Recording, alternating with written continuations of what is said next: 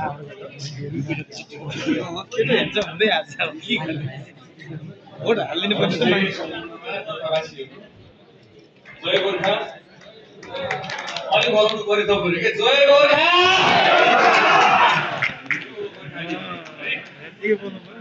पहिलोचोटि चाहिँ सर्वप्रथम म हजुरलाई के भन्न चाहन्छु भन्दाखेरि मैले यो एकदम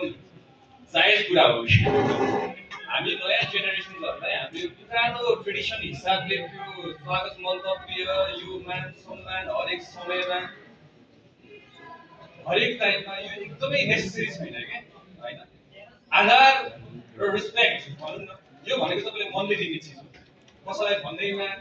आधार हुने होइन अब हामीले त अब तपाईँको त्यतिखेर नि कतिजनाले त हाम्रो अब केटीलाई त अब एउटा आधार त गरेकै हुन्छ होइन तर मनमा थिएन होइन अब एउटा ट्रेडिसन हिसाबले चाहिँ हामीले अब रेस्पेक्ट गरेको होइन हाम्रो एउटा संस्कार भनौँ न आफ्नो हुनलाई आधार गर्नुपर्छ भन्ने हिसाबले त्यो मनबाट आउने चिजलाई हामीले बुझ्नुपर्छ जस्तो लाग्छ मलाई पहिलो कुरा चाहिँ है अरू कुरा मलाई खासमा यो कार्यक्रम एकदमै मलाई आउनै मन थियो मैले खासमा यो कार्यक्रम आफैले गर्नु पर्ला भनेर मैले सोची पनि राखेको थिएँ किन भन्दाखेरि त्यतिखेर मेरो चुनावी अभियानमा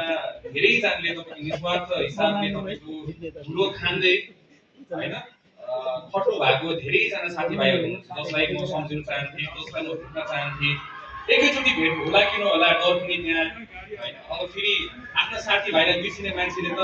आफ्नो क्षेत्र पनि बिर्सिला भने अर्को डर पनि हुन्छ होइन त्यही भएर मेरो दुःखको घडीमा जतिजनाले साथ दिनु भएको छ भनौँ हाम्रो दुःखको घडीमा जतिजनाले साथ दिनु भएको छ हजुरहरूलाई हामीले धन्यवाद छ विशेष गरी म त कहिले पनि तपाईँको यो जति माथि टुप्पोमा पुगे नि आफ्नो खुट्टा त ढिलै हुन्छ भन्ने एउटा व्यक्ति हो यो संस्कारले मलाई केही सिकाएको छ म आफ्नो जरा बिर्सिदिनँ भनेर तपाईँको गोर्खा क्षेत्र नम्बर 1 बाटै लड्न गएको अब त्यो क्षेत्रमा जाँदै गर्दा तपाईँहरू सबैजनालाई धेरैजनालाई हाम्रो साथीभाइले थाहा छँदैछ जाँदाखेरि त कोट प्यान्ट लाएर आउँथ्यो सिधै कालो हुन्थ्यो घर फर्किँदाखेरि सेतो हुन्थ्यो आफ्नो घरमा परिवारले नचिन्लाने अर्को डर यस्तो बिजोग छ हाम्रो गोर्खा क्षेत्र नम्बर 1 है अब कति बिजोग छ भन्दै गर्दाखेरि हामी त अन्तिममा छ हाम्रो मतगणना अब कति टिकट छ होला हैन यो तपाईहरुले गरेको कति दुःख पाउनु भएको छ होला त्यही भएर आज यो जित मेरो विचारमा मलाई भन्दा नि यो तपाईहरुको जित भनेर म हजुरलाई सम्मान गर्न चाहन्छु धेरै धेरै धन्यवाद तपाईहरुको जित हो यो मेरो जित भन्दाखेरि म त एउटा तपाईको माध्यम मात्र एउटा तपाईको एउटा ब्रिज मात्र हो र यो ब्रिज मेरो विचारमा तपाईहरुले आशा भरोसा आशीर्वाद दिएर तपाईले पठाउनु भएको एउटा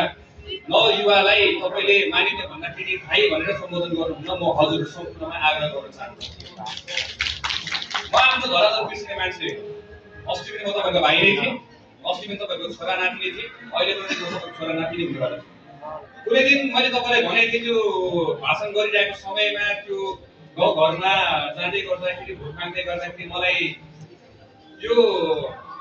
जति तपाईले नजिक राख्नु भयो त्यति तपाईले आफ्नो समस्या सुनाउन सजिलो हुन्छ भनेर मैले तपाईलाई भनेको थिएँ र म आफ्नो बोली पुर्याउने मान्छे हो म आफ्नो बोली हरेक बोली मैले जे जे शब्द चयन गरेको छु त्यो मेरो अन्तिम शब्द हुनेवाला छ म मरुन्जेलसम्म म त्यही बोल्नेवाला छु म त्यसमा गप्पाउनेवाला छुइनँ पहिला मैले जे बोलेको थिएँ तपाईलाई भनेको थिएँ भाइ छोरा चेला भनेर सम्बोधन गरिदिनु मलाई अझै पनि म तपाईलाई यही ठाउँबाट भन्न चाहन्छु कि र त्यो सदनबाट नै म हेर्नुहोस् एक दिन भन्छु हजुरलाई मलाई भाइ छोरा चेला भतिजा भनेर मलाई बोल्नु हुँदैन त्यो भएपछि तपाईहरुको आशीर्वाद तपाईले दिने सुझाव आफ्नो मान्छे जस्तो गरेर तपाईले मलाई अगाडि बढाउनुहुन्छ म अघि बढ्न चाहने मान्छे म तपाईको भनिहाले म हजुरलाई म हार खाने मान्छेमा चाहिँ म पर्दिन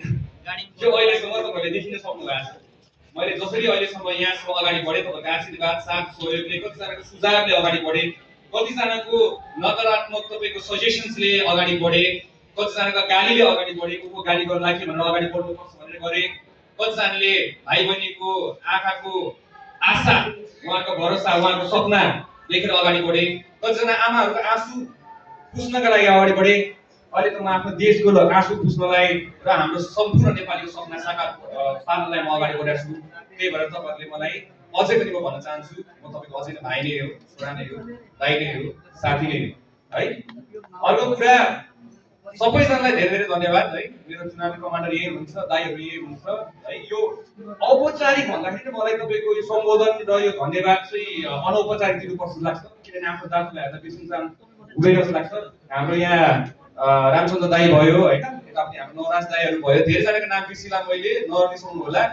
म जे बोल्छु मनबाट बोल्छु है, यो तपाईँले ढुक्क हुनुहोस्। कतिजनाले तपाईँले देख्नु भइरहेको छ अहिले तपाईँको यो भाइ छोरा चेलाले चाहिँ अब म मेरो स्यालेरी बाँड्छु भनेर भनेको थिएँ क्या मैले, होइन? मैले मेरो स्यालेरी बाँड्छु भनेर भन्दाखेरि तपाईँको धेरैजनालाई चाहिँ एकदमै सपोर्टिभ भएको छ क्या, होइन? धेरैजना सपोर्टिभ छ। हाम्रो भाइ बहिनीहरू तपाईँको कतिजना असक्षम छन्, उहाँहरूलाई म मेरो पारिश्रमिक म दिन्छु भन्दाखेरि समस्या के छ त? यो त मैले पहिला 10 वर्षदेखि गरिआएको चिज हो, होइन? अझै पनि म बाँड्छु, म सक्षम छु भनेर मैले भनिरहेको छु। सक्षम केमा छ, पैसाको सोर्स कहाँ छ, के छ भनेर हेरेर अहिले त राज्यमा मैले पालेको छैन नि त। म सक्षम छु, होइन? मैले कमाइरहेको छु, मेरो घरबाट पालिरहेको छु भने त म सक्षम छु होला नि त। अझै पनि राज्य त मलाई पालेको होइन। मैले आफूले मेहनत गरेर आफूले दुःख गरेर विदेश जान्न, आफ्नो देशमा केही गर्छु भनेर बसेको युवा हो। म सक्षम छु, म अझै पनि छु र अझै मलाई राज्यको कुनै सुविधा मलाई चाहिँदैन, मलाई यो स्यालेरीहरू चाहिँदैन। म स्यालेरीहरू मेरो भाइ बहिनीहरू जो पीडित छन्, जसको रगत र बलिदानले गर्दा आज हामी यो ठाउँमा उभिएछौँ, त्यसलाई बिर्सिनु हुँदैन भन्ने हिसाबले मैले त्यो गर्नु खोजेको। अर्को कुरा म हजुरलाई भनिहालेँ, तपाईँहरूले मलाई पठाइरहेको कारण चाहिँ शुभम गुरुङ एकदम एक्सन ओरिएन्टेड छ भनेर मलाई पठाउनु भएको हो कि भन्नु। धेरैजनाले भोट हाल्नु भएको हाम्रो भाइलाई चाहिँ त्यति भाषण चाहिँ अगर नआउँदैन, तर काम चाहिँ गर्नु आउँछ है भनेर पठाउनु भएको, पठाउनु त भयो। मैले धेरैजनालाई धन्यवाद पनि भन्नु पाएन। मलाई भोट दिएछ, मलाई माया लाग्यो, काम गर्नुपर्छ, भोलिदेखि काम सुरु भएको थियो है। त्यहाँ हुने बित्तिकै भोलिपल्टदेखि मन्त्रालय आउनु थाल्यो। हाम्रो दरौदी खानेपानी लिफ्टिङ तपाईँलाई थाहा छ, मैले त्यो हाम्रो बाचा पत्र पनि राखेको थिएँ। बाचा त पुऱ्याउनु पर्यो, पछिबाट 5 वर्षमा त फेरि गाली खानु छैन मलाई। यो बाचा नम्बर 2 को खै कुदा भनेर भन्नु गाली खानु मन छैन, मलाई त आफ्नो बोलेको कुरा पढाउनु पर्यो। त्यो हिसाबमा दरौदी खानेपानी लिफ्टिङ र यो पृथ्वीनारायण शाह तपाईँको हाम्रो खानेपानी एउटा सानो यो आयोजना छ, त्यसको लागि एउटा समिति, छानबिन समिति गठन गरिसक्यो। यसको लागि तपाईँलाई ताली बजाउनु होला। छानबिन समिति किन चाहिन्छ र कसरी चाहिन्छ भन्दाखेरि खानेपानीमा त घोषणा गर्नु भएन नि त, यो त भएन नि त, होइन? त्यही भएर तपाईँको यो खानेपानी चाहिँ तपाईँको मैले तपाईँको सुनेको त्यहाँ खानेपानी पाउनु थाल्यो, खानेपानी आउनु थाल्यो भनेर सुनिरहेको छु। छानबिन समिति गठन हुनु पाएको छैन, न्युज आएको रहेछ त्यहाँ पानी आउनु थाल्यो। कस्तो अचम्मको देश है। अर्को कुरा म हजुरलाई भनिहाल्छु, हाम्रो मोबाइल टावरको समस्या धेरै गोर्खा क्षेत्रमा देखिएको छ। कति ठाउँमा तपाईँको हेलो भन्नु पाउनु हुँदैन, कतिजना पढ्न पाउनु हुँदैन, यो सुविधा पनि हाम्रोमा छैन। कतिजनाले भन्नु त्यो डाँडामा लगेर लाइट फोन अन गर्नुहोस् त अब टावर लाग्छ लाग्दैन भनेर सबै भन्नुभयो मलाई है। त्यही भएको हिसाबले तपाईँले अस्ति देखिहाल्नुभयो न्युज च्यानलहरूमा पनि आएर मैले खिच्न लागेको थिइनँ होइन, मलाई त्यसो पनि पर्दैन, कति कुराहरू गरिरहेको छ खिच्न लागेको छैन। तर यो चाहिँ भाइहरूले यताउति गरेर खिची पठाएर चाहिँ तपाईँले देख्न सक्नुहुन्छ। त्यसमा अहिले हाम्रो टावरको लागि नै हामीले कामहरू अगाडि बढाएको अहिले अवस्था छ, त्यसको लागि निवेदनहरू हामी सबै दिइसक्यौँ है। अर्को कुरा व्यापक रूपमा तपाईँको भ्रष्टाचार भएको हाम्रो नेपाल एयरलाइन्समा छोड्नु त हुन। हेर्नुहोस्, तपाईँले भोट दिनुभएको छ, मैले आफ्नो कर्तव्य त निर्वाह गर्नै छ। व्हाइट बडी काण्डको लागि तपाईँको छानबिन समिति गठन भएर हिजोदेखि तपाईँको छानबिन समितिले काम गर्नु थाल्यो है भनेर मलाई सुनाइ छ। आज तपाईँको त्यो भोलिदेखि तपाईँको काम पनि सुरु हुँदैछ, हिजोदेखि समिति गठन भएको छ। र अब भन्न लागि साथीभाइहरूले धेरैजनाले भन्नु लागि गोर्खाले मात्रै जिताएको हो कि क्या हो, बाँकी त आफ्नो देश हेरेर जस्तो गर्ला भनेर होइन, त्यस्तो भ्रम नपर्नु होला। अस्ति तातामारी बोर्डर पनि पुग्यो, तातामारी बोर्डरमा पुगेर पनि त्यहाँको अवस्था हेऱ्यो। त्यो मेरो मनमा पहिलादेखि फर्केको ठाउँ जहाँ कि तपाईँको चीनको भागमा चाहिँ तपाईँको ठुल्ठुलो बिल्डिङ छ उहाँको बोर्डरमा, हाम्रो भागमा चाहिँ एउटा त्यो पुरानो पिलर, यो तपाईँको ल्याउनेको पिलर छ, त्यसमा एउटा नेपाल अन्त छाप्रोहरू छ त्यहाँ। यसको विषयमा तपाईँको समग्र रूपमा त्यहाँ कसरी हाम्रो त्यो कोड त हाम्रो सान हो नि त, हाम्रो बोर्डर भनेको त हाम्रो इज्जत हो नि त तपाईँको त, होइन? नेपालीको सान हो नि त। त्यहाँ गर्दै गर्दाखेरि तपाईँको त्यहाँ कति हामीसँग सरकारी जग्गा छ, त्यहाँ त्यो हाम्रो अनुगमन गर्ने ठाउँमा हामीले कसरी अझ सिस्टमेटिक वेमा गर्न सकिन्छ भन्ने हिसाबमा तपाईँको त्यहाँ जग्गाहरू पनि छ। मैले त्यहाँको इमिग्रेसन अफिसरलाई बुझ्दा त्यहाँसम्म टिप्पणी उठाएको छु। त्यो लगतै तपाईँको के बुझ्यो, त्यहाँको एक्सरे मेसिन बिग्रिएको रहेछ। एक्सरे मेसिन बिग्रेको तपाईँको लगभग 3 महिना अहिलेसम्म काम भएको छैन है। त्यसपछि हामीले तुरुन्तै त्यसको लागि पनि सम्बन्धित निकायमा फोन गरेर हजुर म भोलि पत्र लिएर, किनभने फेरि के भन्नु सक्नुहुन्छ भन्दाखेरि हाम्रो सुगम गुरुङ एकदम आवेशमा आउँछ, जोसमा आउँछ, गएर भनिदिइहाल्छ, गरिदिइहाल्छ। नीति नियम कानुन हामीले पहिलादेखि पढाएको छौँ गरे पनि हो यो अहिले चाहिँ कस्तो त भाषा निर्माण गरेछ सुदनपुरमा चाहिँ के पनि थाहा छैन बिचरा भनेर जस्तो गर्नुहुन्छ होइन यो पहिला 10 वर्षदेखि गरिरहेको हाम्रो भ्रष्टाचारको विरुद्ध हामी लडिरहेको युवाहरू त्यही भएर त्यसको लागि नीति नियम कानुन अनुसारमा हामी तपाईँलाई पत्र दिनु ज्ञापन पत्र दिनु आउँछु त्यही अनुसारमा हजुरले काम अगाडि बढाउनु होला भनेर हामीले पत्र पनि छोडिरहेको है त्यो सँगसँगै यहाँ पहिरो पनि आएर छ त्यो पहिरोको बारेमा उहाँहरूले भन्नुभयो त्यो पहिरोको लागि नै हामीले सम्बन्धित निकायमा गएर हामीले काम गर्यौँ त्यसपछि अर्को फेरि तपाईँको के भन्नुभयो भने हाम्रो ठुलो भन्साक बिहारमा छ नि हजुरलाई थाहा छैन होला यो तातोपानी नाकामा ठुलो एक्सरे मेसिन हुन्छ गाडीहरू एक्सरे गर्ने मेसिन हुन्छ कि त्यो पनि बिग्रेछ अरे अनि कति महिना भयो भनेर भन्दाखेरि यो पनि 6 महिना भयो हेर्नुहोस् है अब यस्तो नाकाहरू हाम्रो कति छ होला जानी तपाईँको पल्टै हेर्नु पर्ने होला त्यो त ठुलो सामान पठाउन सकिन्छ मेरो विचारमा अहिले तपाईँहरू आउनु भने यही पठाउन सक्नुहुँदैन त्यो अब त्यहाँ सुन आउँछ कि हात्ती आउँछ कि के आउँछ होइन यस्तो कुराहरू एक्सरे मेसिन र टेक्नोलोजीले हामीले गर्नुपर्ने हुन्छ प्रविधिको जमाना हो त्यही भएर त्यसलाई पनि हामीले निवेदन लेखेर ज्ञापन पत्र बुझाएर चाहिँ चाइना एडबाट गरेर छ चाइना एडको टिमहरूलाई पनि हजुरले सम्पर्क गरिदिनु होला भनेर फरेन अफेयर्सलाई समेत हामीले पत्र काटेर ज्ञापन पत्र बुझाएर त्यसको लागि काम अगाडि बढाएको छ है त्यही भएर हामीले काम गर्ने तरिका भनेको नीति नियम र विधान नेपालको संविधान अनुसार हामीले गर्छौँ पहिला 6 महिना तपाईँको भ्रष्टाचारको खिलाफ यो हाम्रो बिपी गोरा हस्पिटलमा धरानमा तपाईँको 7-8 महिना हामीले आन्दोलन गरेका थियौँ नीति नियम कानुन टेकेरै गरेका थियौँ अहिले पनि त्यही गरे हो मलाई थाहा छ नि यो कसरी तपाईँहरूको यो मेरो विचारमा पहिला तपाईँको त्यो मेरो त्यो भिडियोहरू हुन्छ सुरुमा आएको भिडियो देख्नु भएको छ नि तपाईँहरूले बस्दा यो जेन्जियम भन्ने बित्तिकै मैले एउटा त्यतिखेर भनेको थिएँ तपाईँको धेरै कुराहरू भनेको थिएँ कतिजनालाई म त भने कम गरेको त्यो दिन के भएको थियो थाहा छ हजुरलाई म 7 दिन सुतेको थिइनँ देशमा के होला कसो होला त्यत्रोजना भाइ बहिनीहरू इतिहास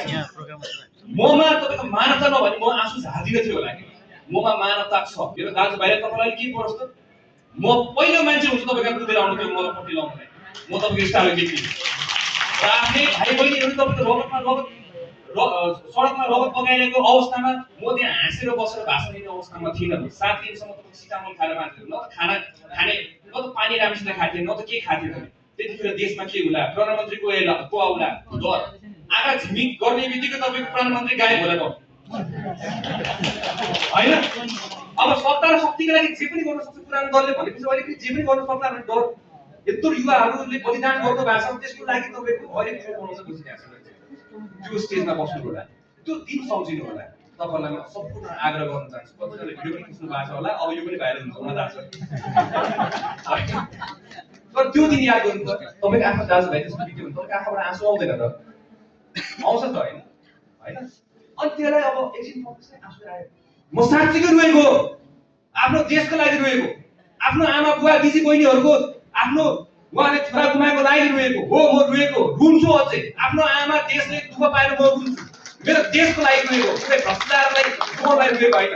त्यही भएर म सानोसम्म मेरो नेपाल आमाको लागि आँसु बगाएको 2 थोपा भने आँसु बगाएँ म त्यो भ्रष्टाचारी जस्तो मान्छेहरू होइन जसले चाहिँ आफ्नो नेपाल आमालाई माया नगर्ने हाँसी 2टा टुक्का हानेर देश जित्ने मान्छेहरू हामी पर्दैन हामीले सक्दैनौँ है त्यही भएर यो दिन पनि म हजुरलाई स्मरण गराउन चाहन्छु यो जित मेरो विचारमा त्यो युवाहरूको बलिदानलाई हामीले स्मरण गर्नै पर्छ सम्झिनै पर्छ जेन्जी भाइ बहिनीहरूको आन्दोलन सम्झिनै पर्छ तपाईँहरूले गरेको योगदान पनि सम्झिनै पर्छ र हामी सबै नेपालीहरूले एउटा आशा बोकेर गरेको त्यो मतलाई पनि हामीले विश्वास गरेर अब नयाँ नेपाल बन्छ भन्ने एउटा आशा पनि गर्नै पर्छ तपाईँहरूलाई धेरै धेरै धन्यवाद भन्न चाहन्छु मेरो खासै तपाईँको औपचारिक रूपमा त मेरो तपाईँको भाषण त हुँदैन तपाईँलाई जहिले पनि लाग्ने भनेको मेरो भनेको पोलिटिक्स हुन्छ तपाईँलाई होइन अब सदनमा गर्दाखेरि चाहिँ म यसरी बोल्दिनँ होला म बोल्दिनँ है तपाईँलाई लाग्ला अब सुन्दैन त ला बर्बादै गर्ने भयो हाम्रो त